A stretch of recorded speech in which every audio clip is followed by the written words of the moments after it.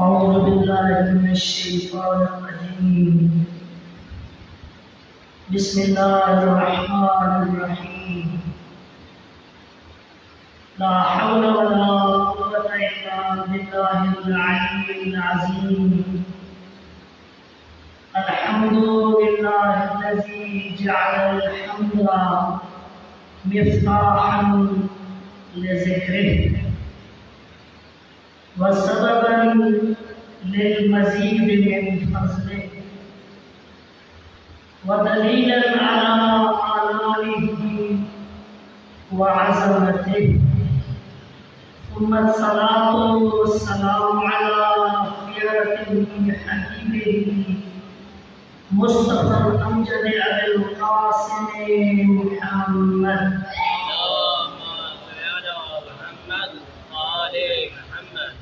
وعلى آله الطيبين الطاهرين المعصومين، ثم واللعن على أعدائهم وأعداء الله أجمعين. اللهم كن لوليك الحجة بن الحسن صلواتك عليه وعلى آبائه في هذه الساعة وفي كل ساعة وليا وحافظا وقائدا وناصرا ودليلا وعينا، حتى تسكنه الأرض طوعا وتمتعه فيها قليلا. صلوات على محمد وآل محمد.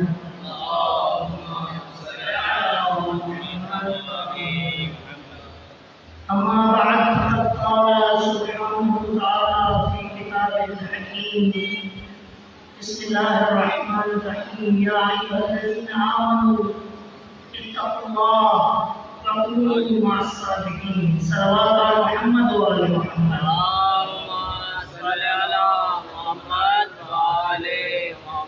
نعرہ تکبیر، اللہ اکبر، نعرہ رسالت، یا رسول اللہ، نعرہ حیدری، یا علی، آواز بلند سلام. اللہم صلی علی محمد وآل محمد. 18 ذی الحج یوم غدیر، 24 ذی الحج یوم مباہرہ، 19 ذی الحج یوم عقد و رخصتی امیر المؤمنین. مبارک ایام ہیں. تمام مومنین کو ان ایام کی دل کی اظہار گہرائیوں سے مبارکباد پیش کرتا ہوں. اس کے بعد محرم الحرام کی آمد ہے اور استقبال محرم کی تیاریاں جاری ہیں.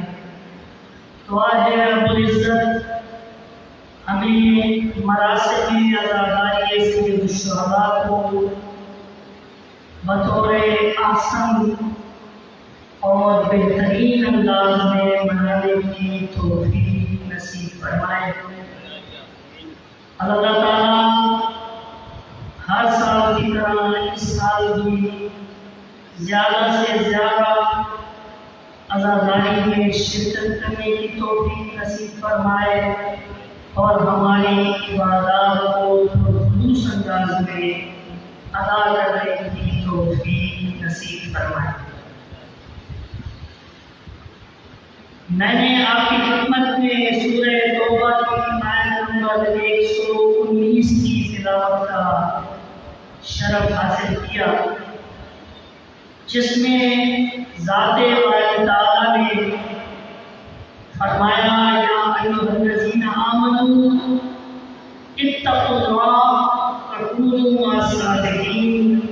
اے ایمان والو، اے مومنین جہان، تقوی الہی کو اختیار کرو، وکونوا مع الصادقین، اور سچوں کے ساتھ ہو جاؤ.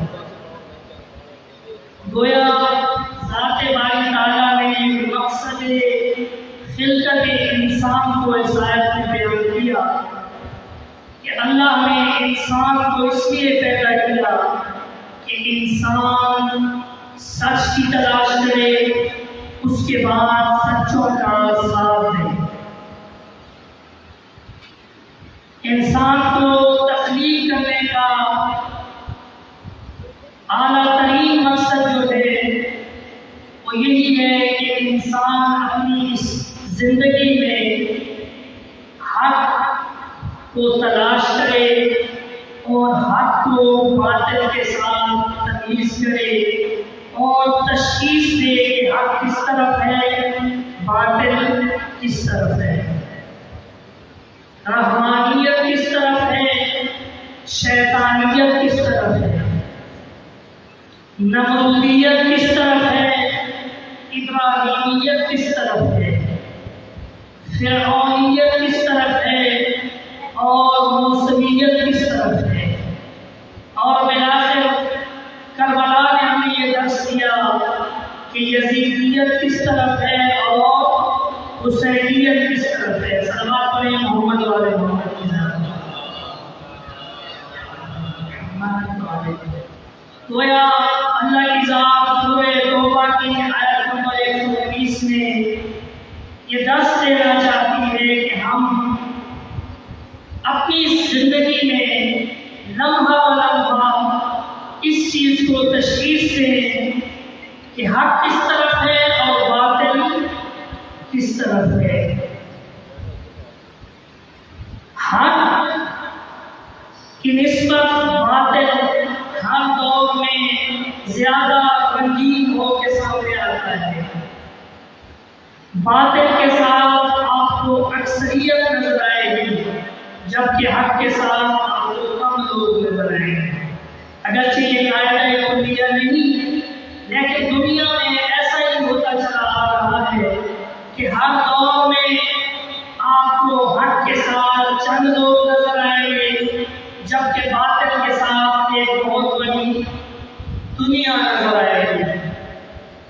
اب تاریخ میں جتنے بھی واقعات اٹھا لیں، آپ کو ہمیشہ باطل کے ساتھ ایک کثیر مجمع نظر آئے گا۔ غزوہ احد ہو، غزوہ بدر ہو، غزوہ خندق ہو، غزوہ حنین ہو یا دیگر غزوات ہو، اس کے علاوہ امیر المومنین کے دور حکومت میں جتنی بھی جنگیں لڑی گئی، ہر دور میں حق کے ساتھ کم لوگ نظر آئے۔ لیکن آپ نے دیکھا کہ باطل میں نمود ہے۔ نمود کیا؟ یعنی باطل اٹھ کر سامنے آتا ہے، جوش و جذبے کے ساتھ سامنے آتا ہے، جبکہ حق جو ہے اس میں ثبات ہے۔ باطل میں نمود ہے، حق میں ثبات ہے۔ کیا مطلب؟ یعنی باطل زیادہ رنگین تو نظر آتا ہے لیکن ہمیشہ نہیں رہتا، جبکہ حق رنگین نظر نہیں آتا لیکن غالب آ جاتا ہے۔ دوام حق کو حاصل ہے۔ تاریخ کے جتنے بھی واقعات اٹھا لیں، بالآخر باطل کو ایک نہ ایک دن شکست کا سامنا کرنا پڑا۔ رسول اکرم حضرت محمد صلی اللہ علیہ وآلہ وسلم کی ایک بہت ہی خوبصورت حدیث کہ جو سونے کے پانی کے ساتھ لکھنے کے قابل ہے، جی چاہ رہا ہے کہ آج آپ کے سامنے بیان کروں۔ اس میں رسول گرامی نے حق کے مراحل بیان کیے ہیں کہ کس طرح انسانوں میں حق اور باطل میں تقسیم پائی جاتی ہے۔ رسول اکرم نے اپنے مجمع عام میں خطاب کرتے ہوئے فرمایا، السابقون الی ظل العرش طوبی لہم۔ جو لوگ متوجہ ہیں وہ ایک مرتبہ آواز بلند صلوات پڑھیں۔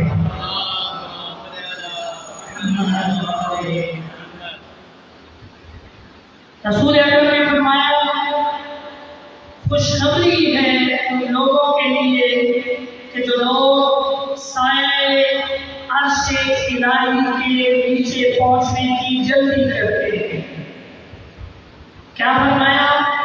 خوشخبری ہے ان لوگوں کے لیے کہ جو سائے عرش الہی کے نیچے پہنچنے کی جلدی کرتے ہیں۔ ایک صحابی نے فرمایا کہ یا رسول اللہ سمجھ نہیں آئی، سایہ عرش الہی کے نیچے تو تمام انسان آتے ہیں، آپ فرما رہے ہیں طوبیٰ لہم، ان کے لیے خوشخبری ہے، تو آپ خوشخبری کن افراد کو دینا چاہتے ہیں؟ فمن ہم قیلا ومن ہم یا رسول اللہ، یا رسول اللہ آپ جن لوگوں کے لیے خوشخبری دینا چاہ رہے ہیں تو کون لوگ ہیں؟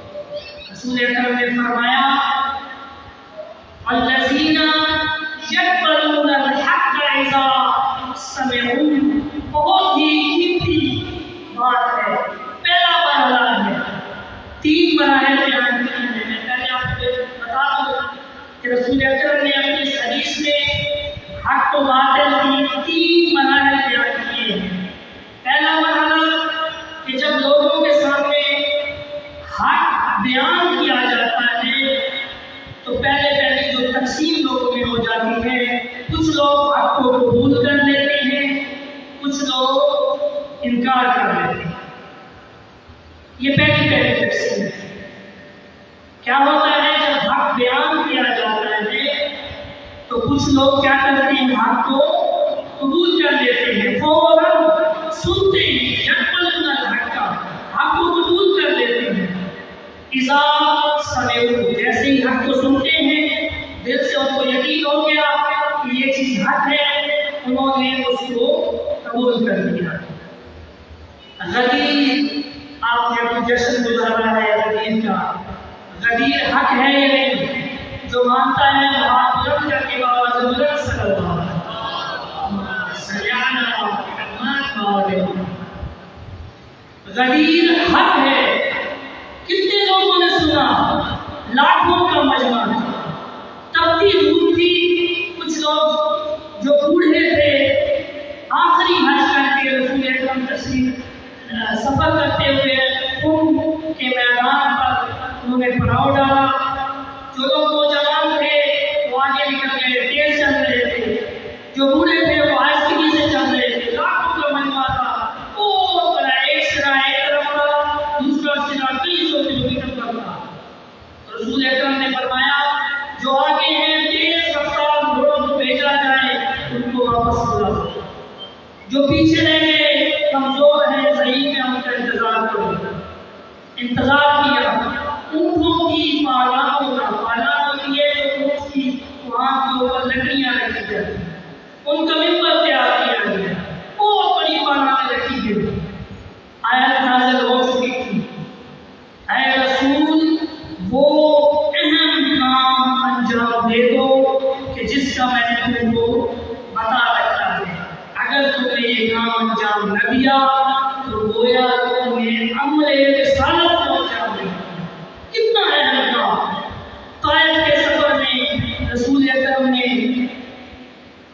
پتھر کھائے، جوتیاں اور خون کے ساتھ لطپت ہو گئے، بہت ہی مشکلات سے سفر کرتے ہوئے رسالت کا پیغام انجام دیا، لیکن آیت نازل ہو گئی وَإِن لَّمْ تَفْعَلْ، اگر تم نے جو یہ کام ہے یہ انجام نہ دیا تو تم نے کچھ بھی نہ کیا۔ پالانوں کا ممبر تیار کیا گیا، خطبہ دیا اور امیر المومنین کے ہاتھ میں دست مبارک نے اپنا دست لے کر آواز بلند فرمایا من کنت مولا فہذا علی مولا، جس کا میں محمد سردار ہوں، مولا ہوں، اس کا یہ علی مولا ہے۔ پوری کائنات میں چاہے حشرات الارض ہو، چاہے نباتات ہو، چاہے درخت ہو، چاہے حشرات الارض ہو، جتنے بھی انسان اس دنیا میں آ چکے یا آئیں گے، جس کا میں مولا ہوں اس کا یہ علی مولا ہے۔ یہ بات حق تھی یا نہیں؟ کتنے لوگوں نے مانا؟ یقبلون الحق اذا سمعوا، حق کو قبول کر لیتے ہیں جب سنتے ہیں۔ دوسرا مرحلہ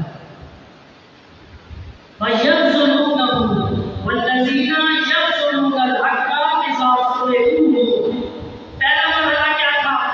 بولے تاکہ مجھے پتہ چلے کہ آپ لوگ جاگ رہے ہیں۔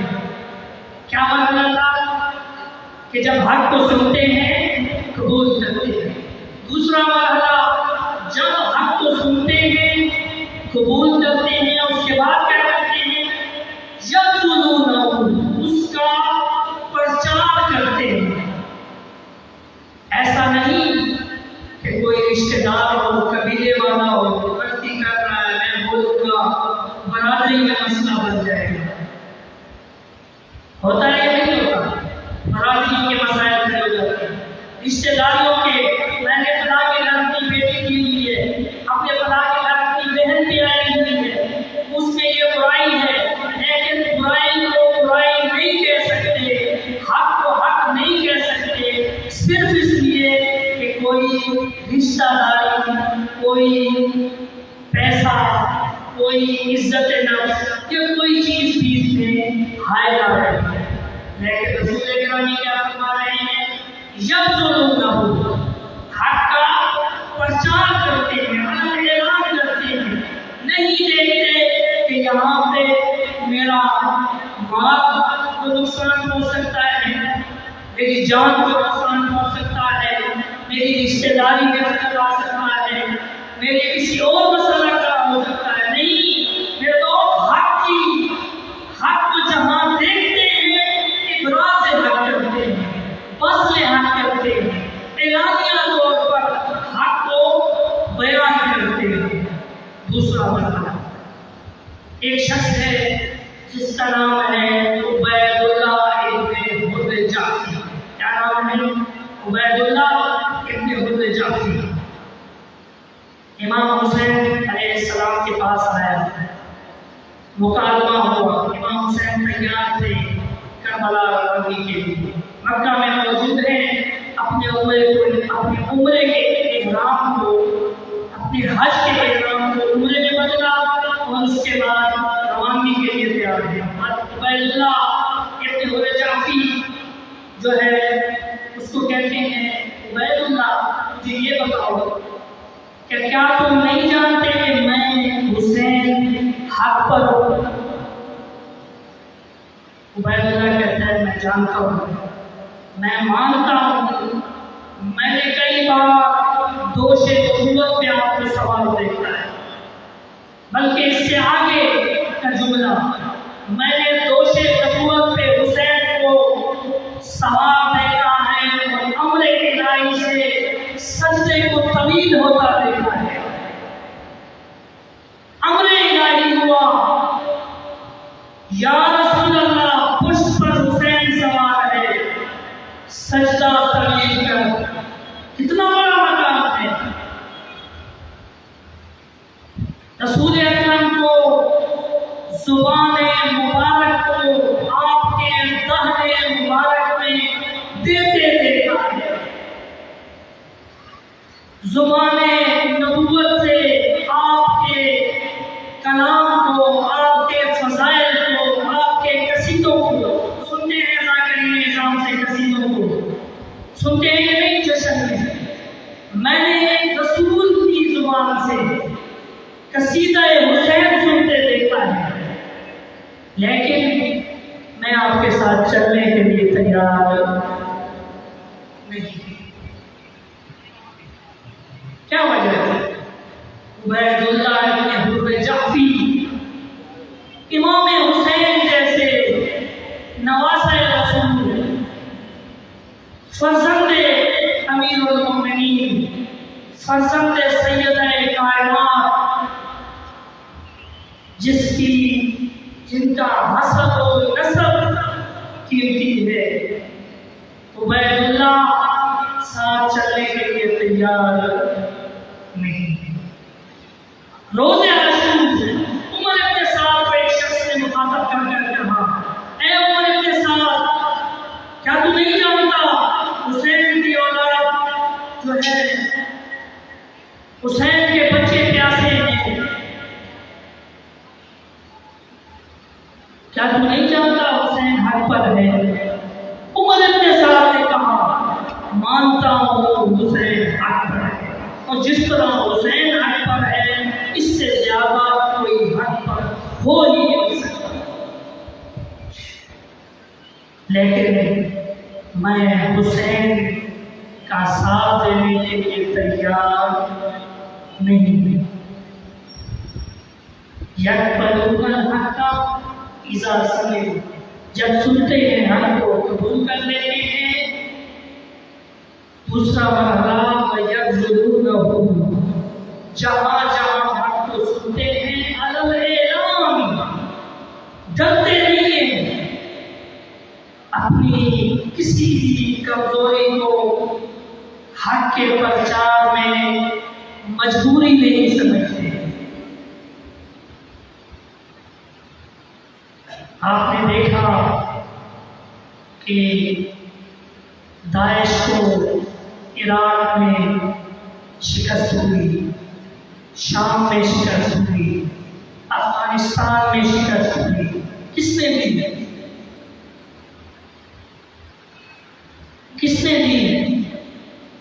آج کسی نوجوان کو کہا جائے نا، دو نوجوان کھڑے ہوئے، ان کو کہا جائے کہ آپ میں سے کسی ایک کی موت یقینی ہے، کسی ایک کو مرنا ہے، طے کر لو کس نے مرنا ہے۔ ہم میں سے ہر ایک ذرا اس چیز کو سوچے کہ ان دو نوجوانوں میں سے ایک ہم ہو، کیا کہیں گے؟ ساتھ والا بچ میں بچ جاؤں، ایسا ہے نہیں؟ ساتھ والا مر جائے میں بچ جاؤں۔ جوانی میں سب سے زیادہ پیار انسان کو اپنی جان سے ہوتا ہے، اللہ سے بھی ہوتا ہے، مال و دولت سے بھی ہوتا ہے، والدین سے بھی ہوتا ہے، لیکن سب سے زیادہ پیار کس سے ہوتا ہے؟ جان سے ہے یا نہیں؟ کوئی کہے گا دولت دے دو یا زندگی دے دو، کیا دو گے؟ دولت۔ بیمار ہوتے ہیں ڈاکٹر صاحب کو کہتے ہیں جتنی دولت لے کے دے دو لیکن ہمیں زندگی دے دو۔ کسی کا جوان بیٹا اللہ سب کو سلامت رکھے دنیا سے جا رہا ہو، وہ بھاگتا ہے، منت کرتا ہے، جتنا میں نے کمایا ہے میں دینے کے لیے تیار ہوں، میرا بچہ مجھے دو گا۔ لیکن عراق میں کیا ہوگا؟ آیت اللہ العظمہ سیستانی نے فتویٰ دیا کہ ہمیں فوج کم پڑ گئی ہے داعش کے خلاف، ہمیں نوجوانوں کی ضرورت ہے۔ کیا ہوگا؟ 3 دن کے بعد میں، کتنے دن کے بعد میں؟ 3 دن کے بعد میں 20 لاکھ نوجوانوں نے اپنی گردنیں پیش کی۔ کیوں؟ ایک بڑا شخص نے ماما کر کے کہا مجھے آپ کی زندگی چاہیے، 20 لاکھ نوجوان آگے رکھتے ہیں، کیوں؟ ابراز الحق کہ مرجعیت پیسے کو نہیں دیکھتی، مرجعیت رشتے داریوں کو نہیں دیکھتی، مرجعیت قرآن اہل بیت کی تعلیمات سے جو دین کا فتویٰ حاصل ہوتا ہے اس کو بیان کرتی ہے، ڈرتی نہیں ہے۔ جو خوف کھا گیا وہ کبھی بھی دین کو بیان نہیں کر سکتا۔ افسوس کا مقام ہے آج ہمارے خاص طور پر پاکستان کے ماحول میں یہ ممبر ہے جس پر آج ہم بیٹھے ہیں، یہ بڑی سہولتوں سے اور بڑی مشکلات سے، بڑی قربانیوں سے اب تک پہنچا۔ کس نے پہنچایا؟ شام کے دربار میں گرج کر آپ علی کی بیٹی نے یا یزید کے قیدت وساسیت لا تقول ذکر اللہ واللہ لا تقیق وحینا، اے یزید تو جتنی کوششیں کر سکتا ہے کر لے، تو فوج لگا لے، تو ایجنسیاں لگا لے، تو جو کر سکتا ہے کر لے، اللہ کی قسم تمہیں تو اللہ کی بنی اور والے آئے کو روک نہیں سکتا، اور تو ہم اہل بیت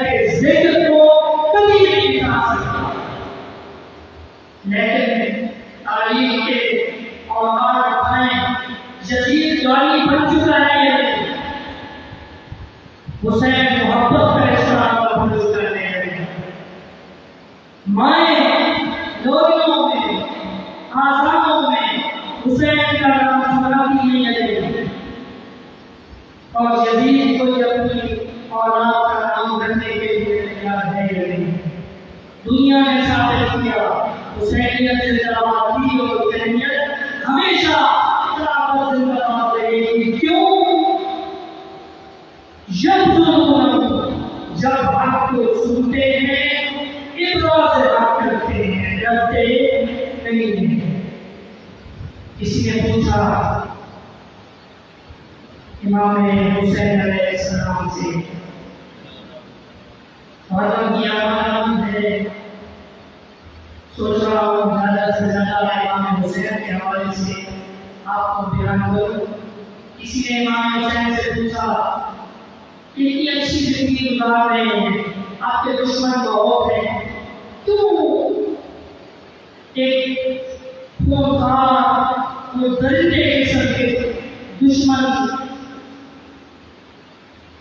سے جنگ کرنے کے لیے جا رہے ہو؟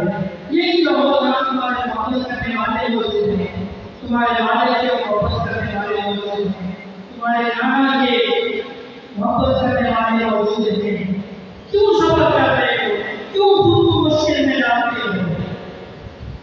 فرمایا انما خرجت لطلب اصلاح امت نبی رسول اللہ.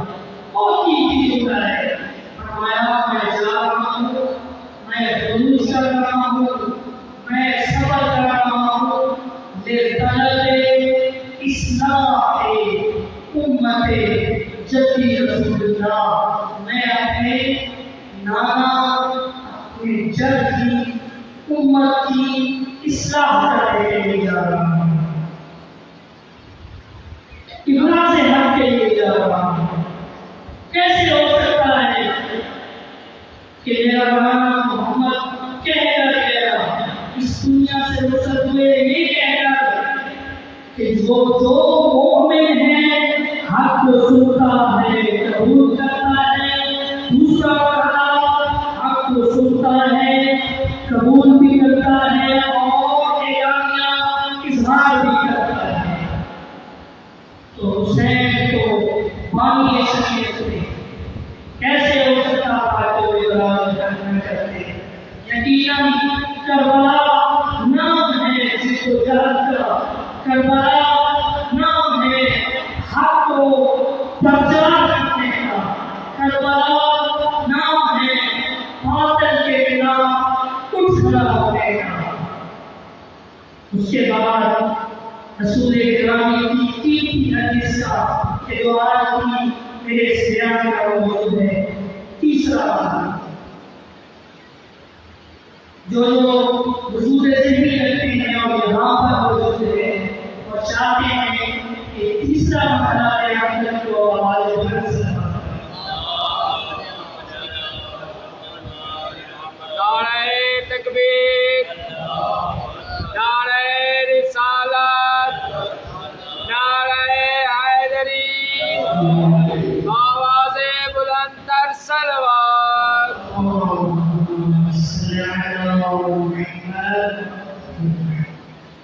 امام رضا علیہ السلام نے جب مشرق کا سفر کیا اور وہاں پہ ان کی شہادت ہوئی بڑے مناظر کیے امام رضا نے. آپ جانتے ہیں سب سے زیادہ جس امام کو شریعت محمدی کو بیان کرنے کا حق ملا ہے امام جعفر صادق علیہ السلام. انہوں نے ایک یونیورسٹی قائم کی ایک مدرسہ قائم کیا. امام رضا کے فرزند تھے انہیں بھی زیادہ موقع ملا انہوں نے سب سے زیادہ مناظر کی. ایک بہت مشہور مناظرہ ہے امام رضا کا راس الجارود نامی ایک شخص عیسائی ہے. اس نے کہا کہ میں عوام کے سامنے مناظرہ نہیں کروں گا کیونکہ اس وقت مناظرے ہوا کرتے تھے. اس طرح مسلمانوں کی ایک بہت بڑی جمعیت موجود ہوتی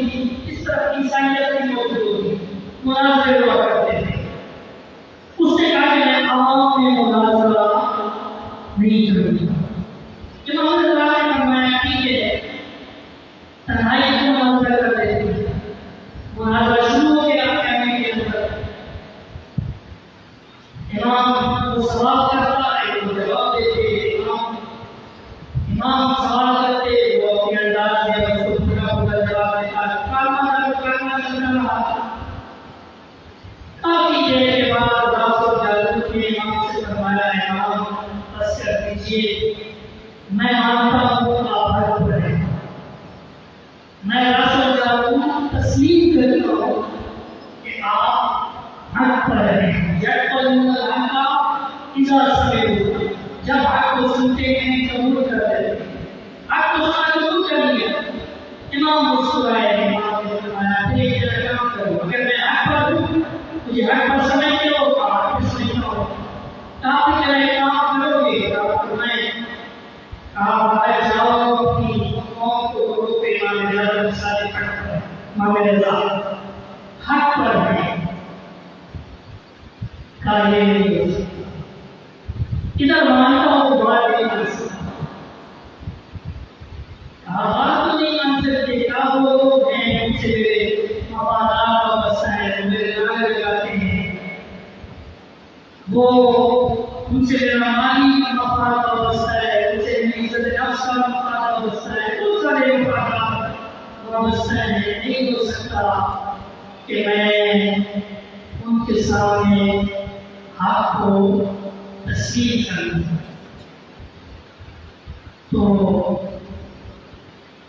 یعنی اس دنیا میں بہت سارے ایسے لوگ ہیں کہ جو حق کو قبول تو کرتے ہیں لیکن اقرار سے حق نہیں کرتے. تیسرا مرحلہ جو لوگ حاصل نہیں ہوئے اندھیرے سے تشریف لائے ہیں ان کے لیے میں دوبارہ بیان کرتا ہوں. رسول اکرم کی حدیث میرے آج کے موضوع کا بیان ہے. پہلا مرحلہ رسول اکرم نے فرمایا کہ خوشخبری ہے ان لوگوں کے لیے کہ جو سایہ عرش الہی کے نیچے ہیں.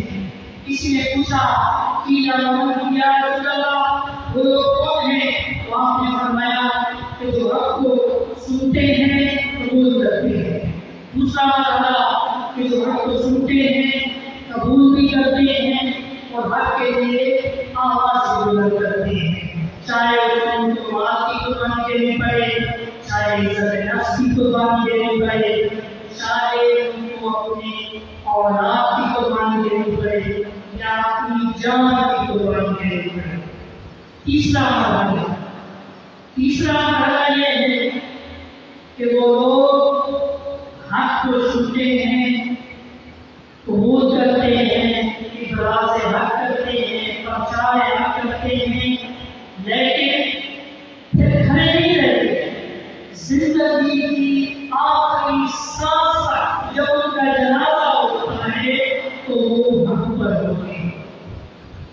آپ میں سے جو یہ چاہتا ہے کہ میں جب اس دنیا سے جاؤں اور میری آخری سانس جب اس دنیا سے نکلے تو میں حق پر موجود ہوں، وہ ایک مرتبہ دل کی گہرائیوں سے 5 ہستیوں پر درود بھیجے.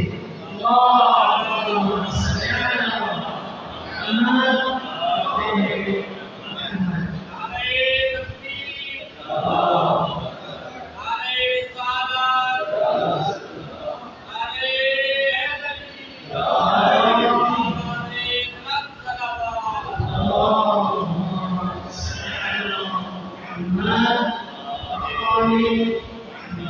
تیسرا مرحلہ اور آخری مرحلہ کہ جو رسول اکرم نے اپنی حدیث میں بیان کیا وہ کیا ہے؟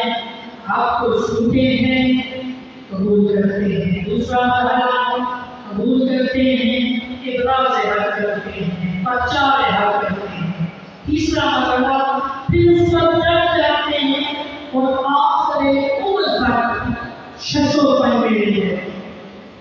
ایک صحابی ہے زبیر جو جنگ میں حضرت امیر المومنین کے مد مقابل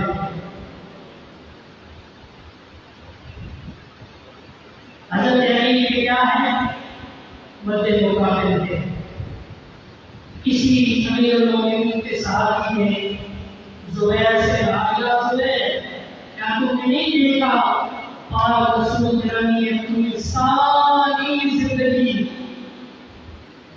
صبح ہوتی تھی تو فضائل بیت کو بیان کرتے، فضائل علی کو بیان کرتے، دوپہر ہوتی تھی فضائل علی کو بیان کرتے، اٹھتے تھے فضائل علی بیان کرتے، بیٹھتے تھے فضائل علی بیان کرتے.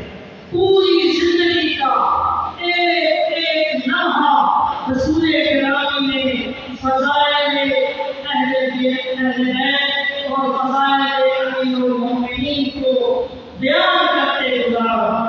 کیا تم نے نہیں دیکھا زبیر کو سر جھکا دیا؟ غریب بات کیا کہتا؟ کیسے ہو سکتا تھا کہ ایک شخص جس نے ساری زندگی فضائل امیر المومنین کو سنا ہو اور باسدائے نبوت سے سنا ہو، وہ کیسے ہو سکتا ہے اس کا نکاح کرے؟ سبیل سورج کا احکام ہے، جیسے کوئی دن کے بعد ہو گئے کہ رات کا وقت ہے، فضائل امیر سے نکاح کرنا ہوا ایسے ہو گیا۔ اس نے سر جھکا لیا، پھر اس سے شرمندہ ہوا اور خاموشی کے ساتھ اس مرد مقابل لشکر کو چھوڑا تو روانہ۔ موقع پا کر امیر المومنین کی فوج میں سے ایک شخص نے زبیر کو قتل کر دیا۔ امیر المومنین کو جب اطلاع کی کہ زبیر قتل کر دیے گئے ہیں تو فرمایا مارنے والا بھی حق پر نہیں اور مرنے والا بھی۔ کیوں؟ صرف حق سن لینا اور مان لینا کافی نہیں ہے۔ بہت سارے لوگ ہوتے ہیں جو کہتے ہیں کہ جی فلاں معاملہ ہے، اس سے ہمارا کیا لینا دینا ہے۔ امیر المومنین کی ایک حدیث کا حوالہ بھی دیتے ہیں نہج البلاغہ سے۔ نہج البلاغہ میں امیر المومنین نے فرمایا کن فی الفتنۃ کابن المرعون لا ظہر فیدرک ولا ظہر فیدرک۔ جب زمانے میں فتنہ کھڑا ہو جائے تو اونٹنی کے اس بچے کی طرح ہو جاؤ کہ جس کا نہ تو دودھ دھویا جا سکتا ہے نہ اس پر سواری کی جا سکتی ہے۔ پتہ اس طرح نہ کرو کہ کوئی آپ کو استعمال کرنے کے جائے اور آپ فتنہ میں استعمال ہو جاؤ۔ امیر المومنین کا یہ فرمان اور ہے بھی نہج البلاغہ مسلمہ فرمان ہے۔ اس کا حوالہ دیتے ہیں تو کہتے ہیں کہ امیر المومنین نے فرمایا ہے بس ہم نظر دیں گے جہاں یہ انصاف ہوگا۔ نہیں، امیر المومنین کا وہ فرمان اس معاملے میں ہے جس میں آپ کو یقین ہو کہ فلاں چیز نہ حق ہے نہ باطل ہے۔ جب آپ کو پتہ ہے کہ معاملہ حق و باطل میں کرنے والے ہیں تو پھر آپ نیوٹرل نہیں رہ سکتے، پھر کوئی نیوٹرل نہیں رہ سکتا۔ جب زمانے میں، محلے میں، علاقے میں ایک برائی جنم لے چکی ہے، اس برائی کے خلاف آواز اٹھانی ہے تو پھر آپ نیوٹرل نہیں رہ سکتے، آپ کو تشخیص دینی ہے۔ میں نے اپنے اس بیان کی ابتدا میں فرمایا کہ اللہ نے انسان کو پیدا اسی لیے کیا ہے کہ انسان، لوگ کیا سمجھتے ہیں کہ انسان اس لیے پیدا ہوا ہے رزق کمائے، کھائے پیے، آگ اور رات کو پائے، گھر بنائے تو رخصت ہوئے۔ نہیں، اللہ نے یہ تو وسائل ہے دنیا میں، یہ تو زندہ رہنے کے لیے لوگ ہیں۔ انسان کی زندگی کے لیے جیسے پانی ضروری ہے، پانی دیکھیے مر جائے، پانی کی تلاش کرو، پانی کو پیو کیونکہ زندگی کے لیے ضروری ہے۔ لیکن مقصد زندگی یہ ہے کہ انسان تلاش کرے، شناخت کرے، حق کس طرف ہے، باطل کس طرف ہے، حسین کس طرف ہے، یزید کس طرف ہے۔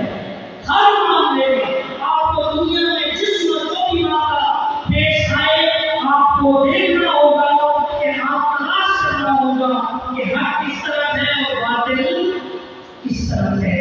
یہی مقصد زندگی ہے اور اسی مقصد زندگی کے لیے قربانیاں دی ہیں ہمارے اہل بیت نے۔ اسی مقصد زندگی کے لیے بڑی ہی کٹھن اور زندان سے بھرپور زندگی اٹھائی ہے حضرت امام کاظم علیہ السلام نے۔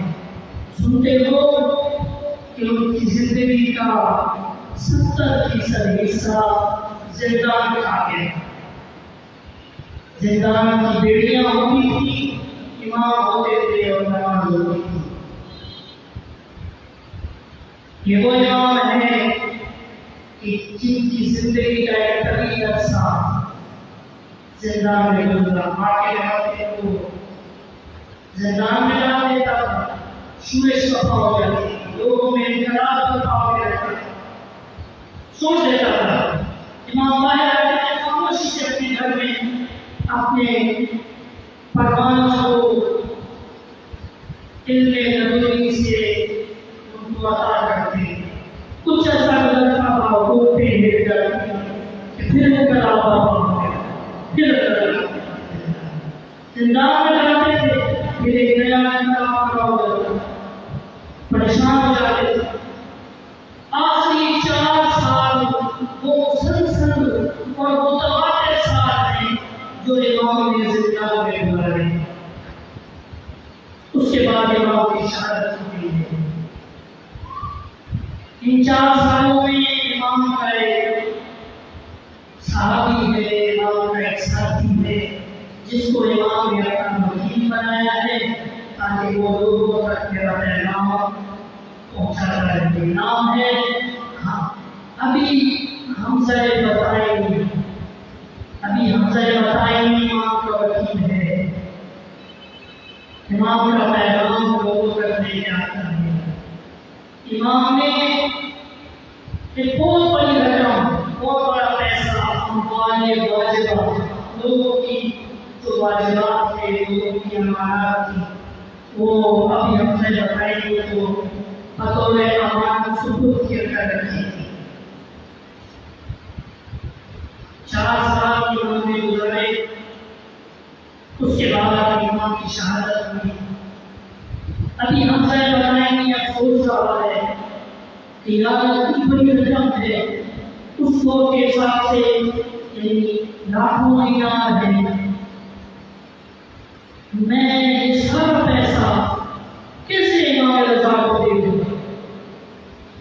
امام رضا کی امامت کا اعلان ہو چکا۔ ابھی حمزہ بطائنی بات آیا اور آواز بولتا کہ مجھے امام کاظم نے زندان میں یہ پیغام دیا تھا کہ میرے بعد امامت ختم ہو چکی۔ سازش بنائی، سازش کی کہ ایسا کرو، ایسا کوئی چال چلو کہ وہ سارا پیسہ جمع کر دیا۔ فقیر تھا امام کا اور کہنے لگا کہ امامت ختم ہو چکی۔ آج بھی جو 7 امامی ہیں، 7 اماموں کو مانتے ہیں، ان کو واقفیہ کے نام سے یاد کیا جاتا ہے۔ کس نام سے یاد کیا جاتا ہے؟ واقفیہ مذہب کے جو لوگ ہیں وہ حمزہ بطائنی کے قول کے مطابق 7 اماموں کو مانتے ہیں۔ اسماعیلی 6 اماموں کو مانتے ہیں۔ تو واقفیہ مذہب جو ہے وہ حمزہ بطائنی کے ماننے والوں کی وجہ سے جو ہے وہ شروع ہوا۔ ایک اور صحابی ہے جس کا نام ہے یونس بن عبد الرحمن۔ ابھی حمزہ بطائنی کو پتہ ہے کہ جتنے بھی امام کاظم کے صحابی ان میں یونس کا بڑا تھا۔ لوگ یونس سے بڑی محبت کرتے ہیں، اس کی بڑی عزت کرتے ہیں، لوگوں میں اس کا ایک بڑا ہے، وہ جو بات کرتا ہے لوگ اس کے ساتھ کھڑے ہو جاتے ہیں۔ اس کا ایک بھاری بھرکم شخصیت ہے۔ رات کی تاریکی میں بہت سے دینار لاکھوں لے کر یونس بن عبد الرحمن کے پاس چلا گیا۔ ابھی حمزہ بطائنی دیتا ہے، ایسا دیا نصف رقم جتنی بھی امام کاظم سے لی تھی اس کی نصف رقم جو ہے اس میں ابھی ہم نے بتایا کہ یونس بن عبد الرحمن کو دی اور کہا کہ اتنا تو میں جانتا ہوں کہ تو امام رضا کی حمایت سے ہٹ نہیں سکتا، میرا حامی تو نہیں بن سکتا، لیکن اتنا تو کر سکتا ہے کہ تو خاموش ہے، نیوٹرل ہو جائے، صرف نیوٹرل ہو جانے کے لیے کہ میں نے جو دعویٰ کیا ہے کہ امام قاسم کی امامت کے بعد امامت کا ختم ہو چکا ہے، تم نے کیا کرنا ہے؟ تم نے صرف خاموش رہنا۔ اس خاموش رہنے کے لیے تمہیں یہ لاکھوں دینار دے رہا۔ کیا خیال ہے یونس بن عبد الرحمن کو اگر دنیا دار کرتے سوچا جائے کیا کرنا چاہیے؟ ماں دے دینا چاہیے، جیسا کہ آپ کا لوگ ہے سیاست کی یہ ہو رہے ہیں نہیں، ماں دیا دین بیچ دیا، شرافت بیچ دی، ایمان بیچ دیا، لیکن نہیں،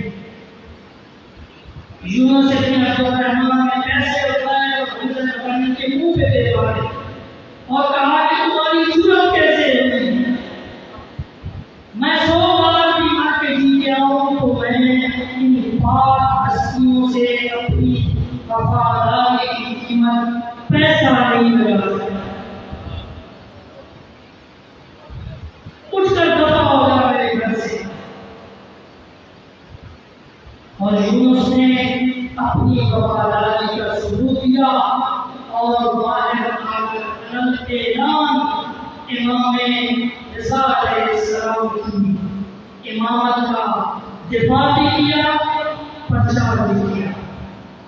میں نے اپنی بیان کا آغاز سورہ توبہ کی آیت نمبر 119 سے کیا تھا، جس میں رب العزت اپنی نامحد کتاب پہ فرما رہا ہے یا ایھا الذین آمنوا، اے ایمان والو اتقوا اللہ، تقوی اختیار کرو، وکونوا مع الصادقین، اور سچوں کے ساتھ ہو جاؤ، سچوں کے ساتھ ہو جاؤ۔ کیا مطلب؟ اس کے بعد میں نے رسول اکرم کی حدیث جانی تھی جس سے 3 مرائل تھے۔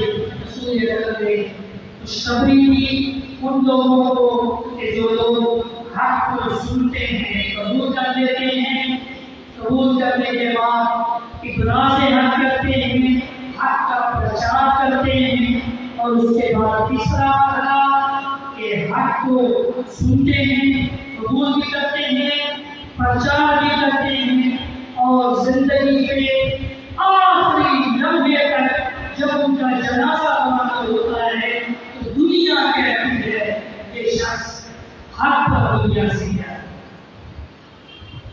یہی حق کا دفاع تھا اور ابراز حق تھا کہ جس کے لیے حسین نے مدینہ چھوڑا، اس کے بعد مکہ چھوڑا، اس کے بعد کربلا میں اپنے پیاروں کی قربانی دی، علی اکبر جیسا جوان قربان کیا۔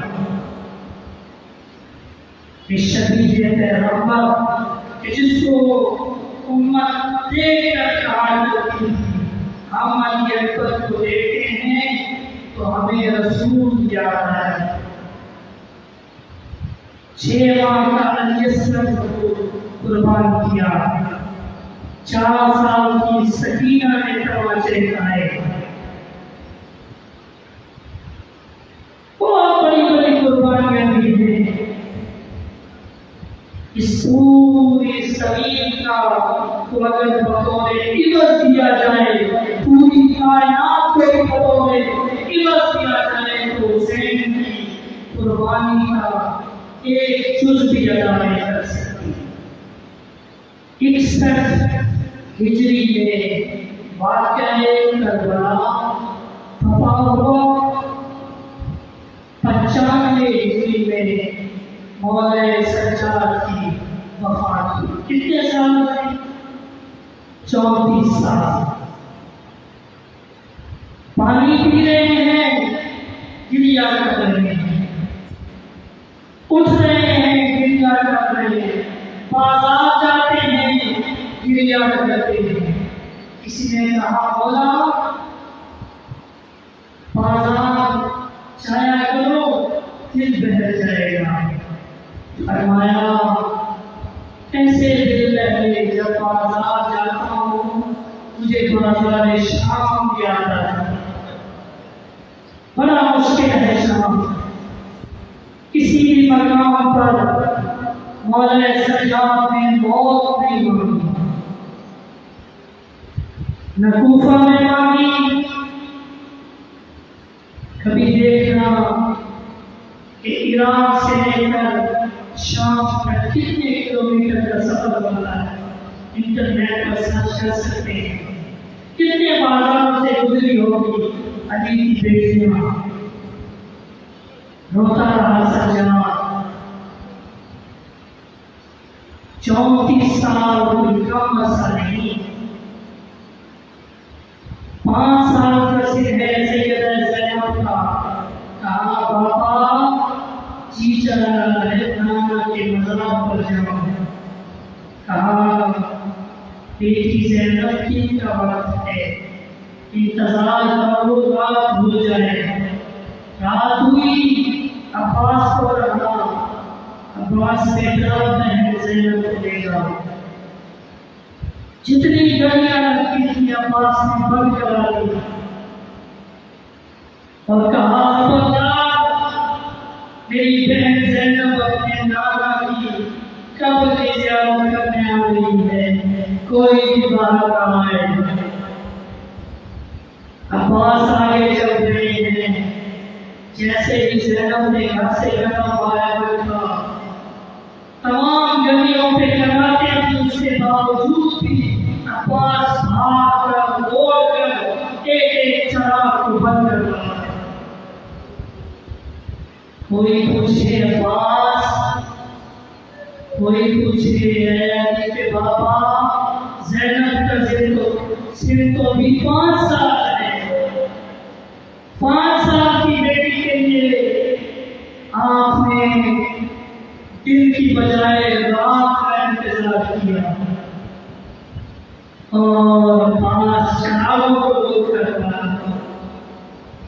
कैसा मंजर होगा करबला में अली की बेटी, शराबियों का दरबार, यजीद तख्त पर बैठा है, ज़ैनब खुले सर के साथ उस दरबार में मौजूद है।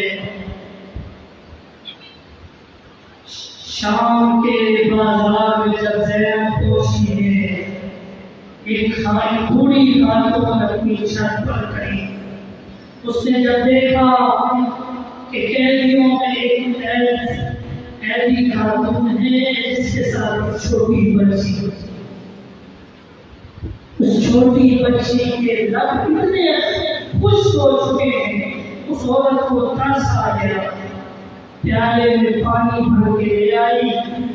कहती है असीर ज़ादी, ये पानी इस बच्ची को भी पिलाओ, थोड़ा सा तुम भी पी लो।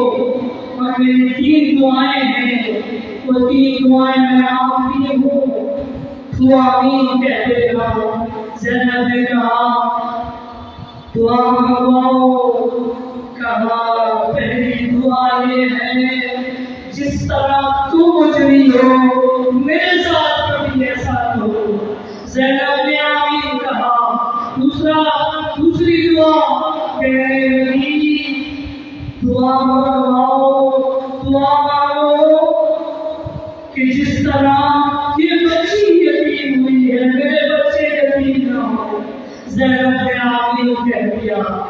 कहा तीसरी दुआ कहा दुआ मांगो मेरी हाकिम सैयद ज़ातिया मदीने में रहती है, मैं चाहती हूँ मरने से पहले एक बार मदीने जाऊँ, उनकी कदम बोसी करूँ। ज़ैनब ने सब खाया। कहा